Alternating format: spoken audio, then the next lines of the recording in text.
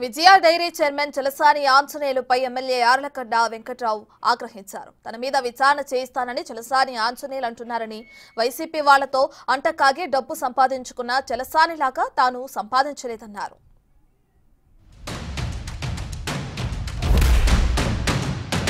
గౌరవ ముఖ్యమంత్రి ఈ తెలుగుదేశం పార్టీ జాతీయ అధ్యక్షుడైన చంద్రబాబు నాయుడు గారి 45 సంవత్సరాలు చాకరీ చేస్తే ఈ రాష్ట్రానికి గత వైసీపీ ప్రభుత్వం అక్రమ కేసులో అరెస్ట్ చేస్తే గన్నవరంలో రాత్రి 12 గంటల నుంచి పొద్దున 6 గంటల వరకు విజయవాడ రూరల్ మండలం రామవరపూడి ఎనికేపాడు ప్రసాద్ వేల సంఖ్యలో లక్షలాది మంది రోడ్డు మీదకి వచ్చి దానికి ముందు క్యాండిల్ ర్యాలీలు పెట్టినప్పుడు నువ్వు ఒక క్యాండిల్ పట్టుకున్నావా ఇడియట్ అని అడుగుతున్నా నేను మీ ద్వారా.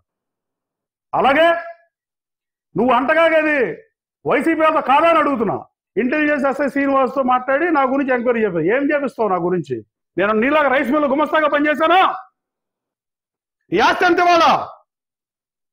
తక్షణం ఏసీబీ అండ్ విజిలెన్స్ ఎంక్వైరీ అడుగుతున్నా. నువ్వు చైర్మన్ గా 2019 మే 22న ఎన్నికల కౌంటింగ్ ముందు రోజు నీకు పదవి వస్తే నువ్వు పెద్దిరెడ్డితో అంటగాకింది నిజం కాదా? కొడాల నానితో అంటగాకింది నిజం కాదా? నువ్వు నాకేమో డబ్బులు ఇచ్చావా? నేను చందా తీసుకున్నా నీ దగ్గర? నువ్వు కనీసం నీ ఊళ్ళోనా నువ్వు ప్రచారం చేసావా తెలుగుదేశం పార్టీ ఓటేయమని? నువ్వెలా పార్టీ? సాక్షాత్తు అధినేత చంద్రబాబు గారు అక్రమ అరెస్ట్ అయ్యి జైలు నుంచి బయటకు వస్తే గన్నవరం ప్రజలు చూపించిన దాంట్లో 1% కూడా చేపిస్తుంది. ఇది ఒక బతుకా అని అడుగుతున్నా నేను. పదవి కోసం 30 సంవత్సరాల్లో నేను ఏ రోజున పదవి కోసం పనిచేయలే. కేవలం క్యారెక్టర్ కోసం పనిచేశాను. నా క్రెడిబిలిటీ పెంచుకుంటా పనిచేశాను. నేను ఒక సమైకాంత ఉద్యమం మీటింగ్ హనుమాన్ జంక్షన్లో ఏర్పాటు చేస్తే 1,00,000 మంది జనం వచ్చారు.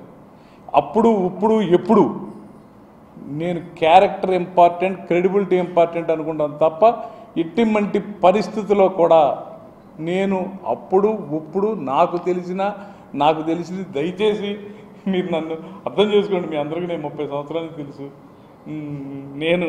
నాకు అటువంటి అసలు ఎప్పుడైతే పార్టీ నుంచి అసలు బయటికి వెళ్ళిపోయారో వాళ్ళతో ఎవరిదైనా 1 నిమిషంలో డిస్కనెక్ట్ అవుతున్నావు.